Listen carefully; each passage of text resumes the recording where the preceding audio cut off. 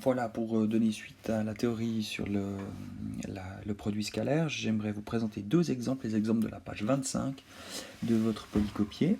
Le premier exemple, vous l'avez sous les yeux, donc montrer que deux vecteurs ne sont pas perpendiculaires. Donc je vais donner des noms à ces vecteurs. Disons, le vecteur A, c'est le vecteur 1, 3, et le vecteur B, c'est le vecteur moins 6, 4.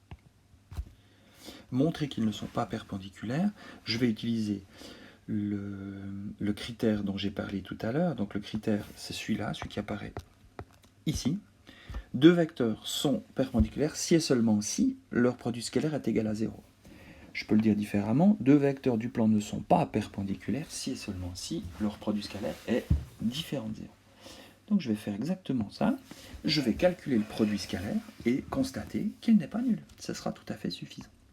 Le produit scalaire de A et de B, donc c'est le produit scalaire de 1, 3 par moins 6, 4.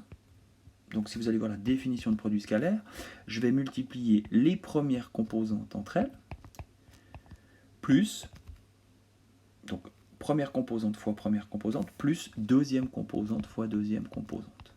Moins 6 plus 12, ça fait 6. C'est non nul, donc A n'est pas perpendiculaire à B. Ça répond très bien à la question. Vous observez déjà ici que je n'ai pas besoin de faire un dessin, je n'ai pas besoin de dessiner pour répondre à la question. Un calcul suffit. Exemple B qui apparaît ici. Normalement, eh bien non, il n'apparaît pas ici. Je vais aller le rechercher.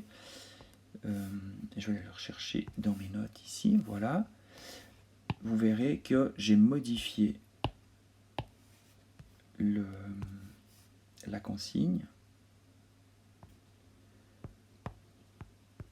Voilà, cette fois c'est bon.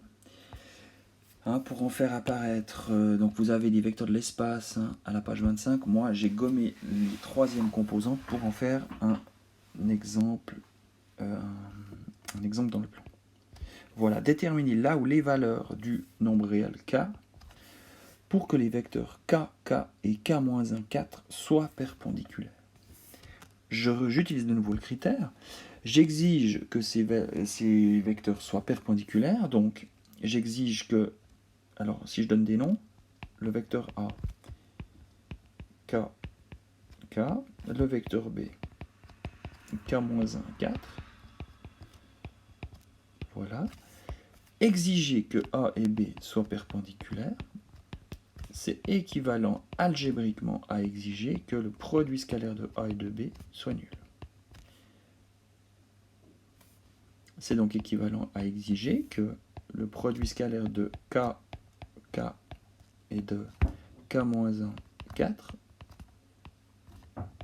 soit nul. C'est donc équivalent à dire que K fois K-1 plus K fois 4 égale 0. Je rappelle, le produit scalaire, c'est le produit des premières composantes plus le produit des deuxièmes.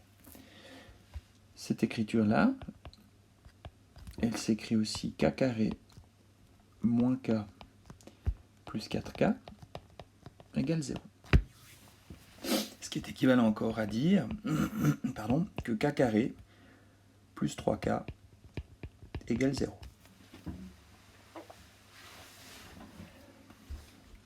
J'obtiens une équation en K que je vais résoudre. C'est équivalent à dire que K fois K plus 3 égale 0. Et donc que K égale 0 ou K égale moins 3.